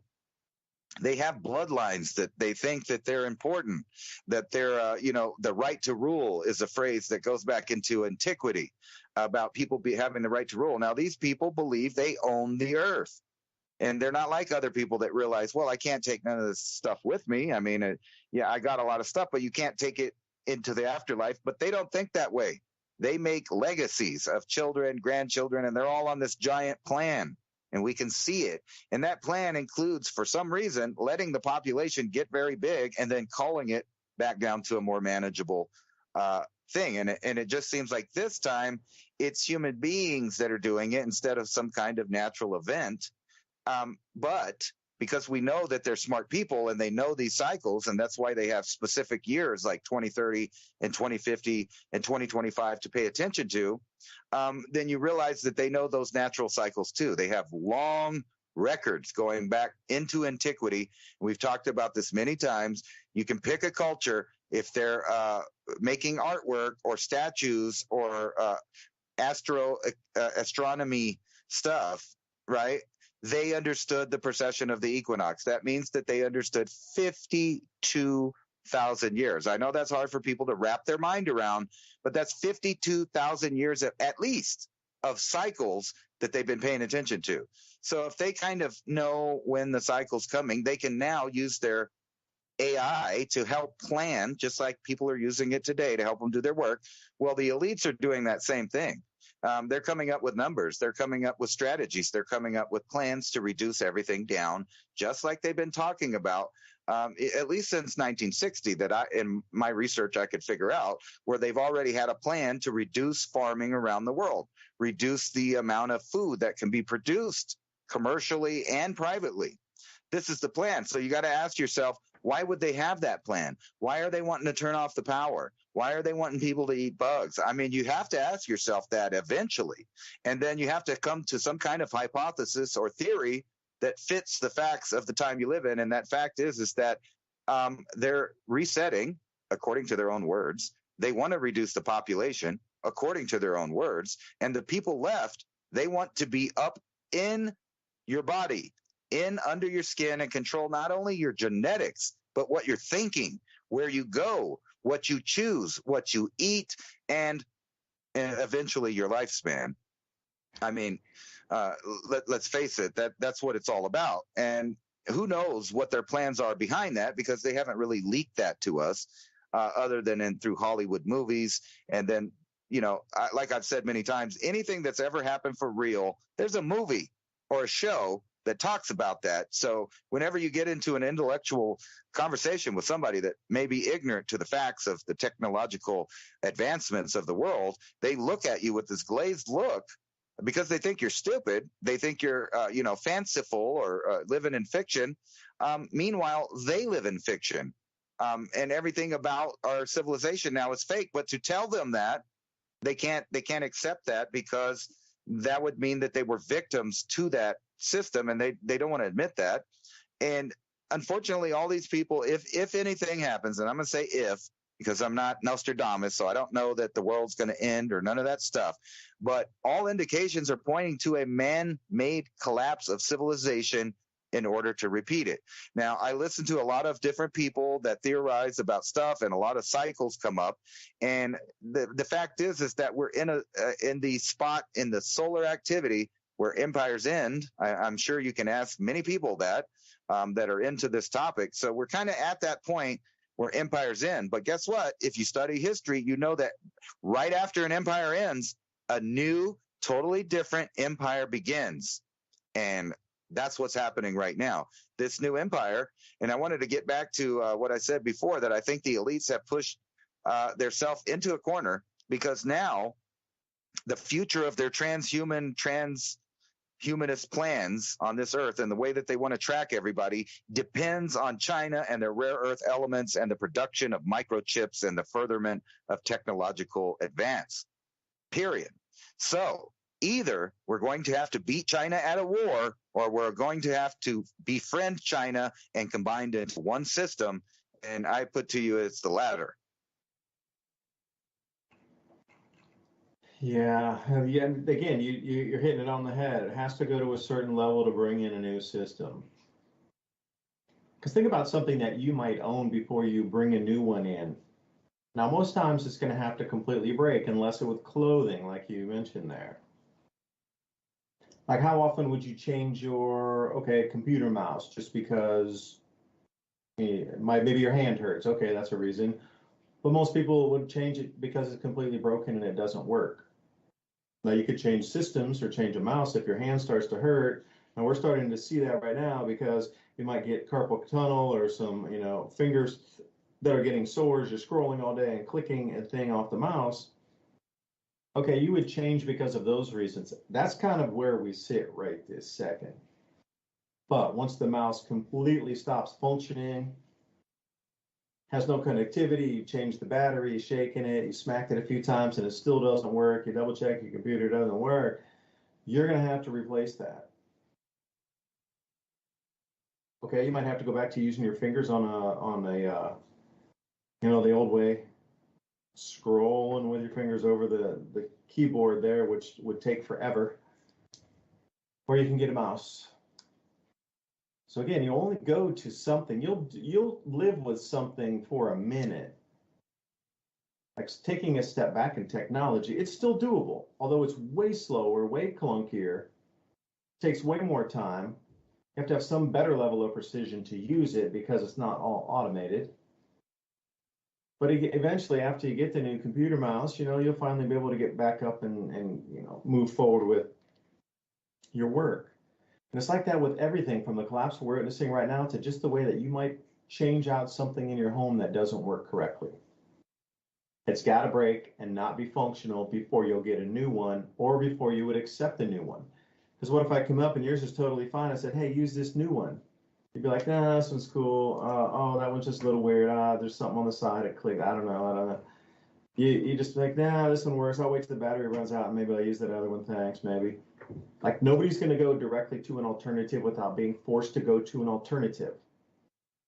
That's just not the way the human mind works. The comfort zone is programmed in the DNA. If you notice through history, those that had the most stable climate environments and the stable, without being attacked by Bengal tigers and whatever else, stability was life. Now, in today's world, we want excitement because it's too stable, it'd be too boring. But back then, you're fighting off Bengal tigers every night. You got, all kind of amoebas and giant insects and things rolling in on you. The last thing you want is adventure, because you're living in an adventure movie. You just want stability, chilled out. We want to grow food. Imagine, every other year you had a famine in your society because nobody could grow food or forage food or find food. You would just be super stoked to chill and just have stable crop growing. Yeah, hey, we'll set up our place here. It's all good. We got food every year. We got security every year. I'm not leaving this place for a minute here. Stability is the way that we have survived all those things that Ransom talked about. We have these giant volcanic eruptions that we can't even fathom. 535 AD, 536 AD, multiple volcanoes going off. But there's been episodes in history where, like I said, I was referring to Lake Toba eruption. Only 70,000 years ago, no less. Apparently, it was the largest eruption outside of something you consider like a super volcano, because itself is a super volcano, Lake Toba. So you hear about Yellowstone eruptions. Well, you had one 70,000 years ago, but it was in Indonesia on Sumatra Island. It really wrapped the entire planet in cloud for 10 years. Now imagine we've been through that and we came back and survived. Now after that, you would definitely want stability in the hardwiring in the brain of being stable, being well fed. You know, that is the base current. That's why people never want change. Because that's the base layer of human existence, is the stability provides security and a way for you to actually have children, raise those children so they can have other children, and that's called a continuation of the species.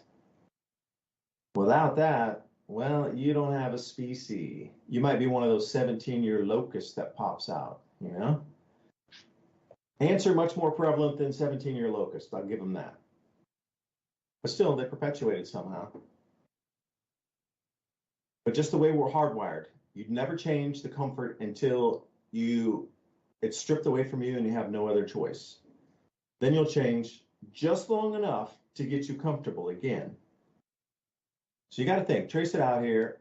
You know, like I said in the beginning of the show, how do we game it out from here? So live action role play, as Rex always likes to say at Leak Project, who I just had a talk with the other day. Fun. It was like a fun interview. So think about that. It needs to come down to the point where people are so uncomfortable that they'll give up anything or do anything to get the comfort back. And the comfort will come back relatively quickly. For those who choose to jump into the new system, your comfort will come back pretty quick. So they can't offer you a new system to say it's going to alleviate everything without actually making something happen of it. Or else you'll just abandon that one completely and be like, none of it works. I'm going somewhere else. I don't believe anything ever again. So they can't really, there's no bait and switch on this. It's all, and then it's something after the system's switched. Because you got to think about human psyche again. If it was that tumultuous, and you offer people a second alternative, and it turned out to be as bad or worse, then the next alternative was, oh, we got this one. Very few people would believe it. At that point, you've lost everything. That's why I don't think there's going to be a nuclear exchange either, because too much would be lost, and people would just give up living. Like, they're never going to take the system down to zero everywhere in the world at the exact same time. It's going to go down in pockets that are firewalled off from the rest of the planet and firewalled off from the banking system. And it looks like firewalled off from the internet with this new TikTok bill, or whatever the final name of it was. I forget. Where you use a VPN to access news from other countries, and that's illegal. Well, what's going on in the other countries that we're not allowed to see? That's no different than China. Like, what's really, are we on the other side of the ice wall, should be the question.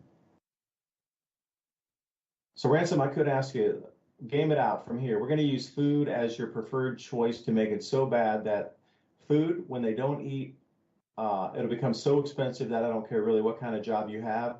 The food will be so run away with inflation that very few, if any, will be able to afford it, which will leave the luxury of growing your own.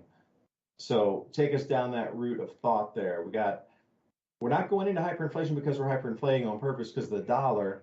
It's just there's so little food for a 1 year period or perceived shortage that prices are 10x, 20x, 50x higher, which is sort of a hyperinflation, but maybe not everything hyperinflates. You know, your furniture will stay the same price, but the food you eat to keep you alive every day is going to hyperinflate. So there might be, you know, again, pinpointed hyperinflation in certain commodities or aspects of life, but then other things will stay the same. So then you can't blame hyperinflation. No, there's no hyperinflation. That desk study chair remained the same exact price, only rose 5%. So there's no such thing as hyperinflation. Now your food's 50x and you can't afford it. Then what happens? So game it out. Use the food as the trigger. I kind of think it'll be like the toilet paper thing. Like I said, like you said, it'll be on certain products. But what they're going to do is they're going to phase out all the nutritional and good food that's in there, and they're already doing that. I could attest to that to my local grocery stores. You can barely find anything that's so-called organic in the first place, and we all know even that stuff has its issues. But that stuff's disappearing, which is leaving the other food, which I think it's not going to be like a super panic because they realize there's no food, because there's going to be all the food like stuff still in the store, like chips and cereals and stuff like that. But the prices are going to keep going up because the materials to make said junk foods are in limited supply and are continuing to become in limited supply. But they'll just keep distracting people with the food-like stuffs until they realize that, there really is no food. And then people are going to start being concerned when you can't get vegetables and you can't get, grains or breads. All of that stuff is going to skyrocket in price. It already is. If you could just go back like a couple of years and go to the store, and you were already thinking that, I'm sure anybody that's listening was already thinking, this costs so much, I can't believe prices are like this, but they got used to it over a couple of years. And then they realized that was the new cheap price. And then, and a few years later, well, it got hiked again. You get used to that. And that's what they're doing. They're doing that until it seems like there's a specific kind of plan that loops all this together in the way that they're finding out exactly how much people make. So how much disposable income they have, and then they shove all of these products, and you know how everything is a fee, and then they'll get them on the auto draft where you're paying it. So they're watching their TV and they're doing these other things, and it's all draining their account. And then when it comes time to go buy food, where they've always been used to that little amount left over after their disposable income bills every month, they go to the grocery store and they realize that the money they have just ain't going that far. And then they start to panic. And they're going to start reducing in some of those disposable incomes at first. And you're going to start seeing more and more companies that have to do with nothing, i.e. the media companies, failing, and which we're already seeing that because people are no longer listening to them. And also, the media companies and stuff are trying to hijack you. So when people realize, hey, I'd rather buy a loaf of bread for $7-8 than pay my Netflix bill, that's when people are going to start getting mad, because I've always said this, and it's been true always. Americans, as long as they got 31 flavors of ice cream and 200 cable channels, they really just aren't going to pay attention to nothing. But that all changes when they don't have the money to pay those bills anymore, because they're forced to choose between medicine, food, and entertainment. And then they're going to realize entertainment ain't worth the dollar that you pay for it. I think that'll be the catalyst here, is you're going to see inflation, and to a point, not let this totally run away, but to the point that everybody gets it, that everything costs too much. And that's going to happen right about this presidential election. Just like always, all of the people invest in the new things and they sell off right after. So there's always that little bump in the economy right before the presidential, thing, where people bought up all of the stocks that they knew from being inside the system were going to go up, and all the ones that were going to fail. So there's probably going to be a severe financial crisis right about the time of the presidential election. That's what I'm going to say. That's what they're going to be debating. And while you're not paying attention, all the food and gas and the power prices are going to continue to skyrocket. So what's the time frame on that? You mentioned before the election, but that's a long way before the election. We got to go, a year and a half more? Yeah, a year and a half until that happens. So in the time frame, what are you looking at here, do we think? I mean, it's not all going to happen. See, it has to be crashed and sort of, straggling along the bottom so somebody can offer a solution. I have a lot of people, a lot of information. I can't verify it, but a lot of stories and a lot of people are pointing to June as being something, and a lot of people are pointing to May as being something significant also. So Ransom, what do you think? Give me the time frame out on this thing. Give me the time frame between now and like October, November 2024. What are we looking at in terms of down and out, up and down? I think by August, people are going to start to realize that they don't have the money to, survive the way that they're used to. And that's when they'll start panicking. And then, we always have the October surprise. So there'll be some kind of world event, God knows what it is, that's going to happen that everybody will pay attention to. I mean, it's like a yearly thing now, right? And then not only that, just this summer, watch, people are going to realize how broke they are when the gas prices and the food prices skyrocket. And I picture that this summer is going to be rough as far as civilization goes. More protests, more destruction of the outlets of the. That seems like what we're in the phase of. That is where the stores are literally being attacked, which gives them further reason to cut back on providing products to people, which is mostly food. That's what we're talking about. So where are you going to go shopping if you burn down the Walmart in your neighborhood because somebody on TV talked you into it? You know what I'm saying? That was the new housing facility in Staging Post. It wasn't a Walmart. It's being converted. So imagine every Walmart, even if you think you're way, way out in the countryside, and then that converts over and suddenly there's a base right there in the middle of the countryside. Like, whoa, 3,000 people stationed there, going through the countryside, doing sweeps and whatever. That'd be rough. Walmart? Finish some more stuff. World class. Thanks for listening to DuByne. Ransom, Godwin signing off. Thank you for listening to Revolution.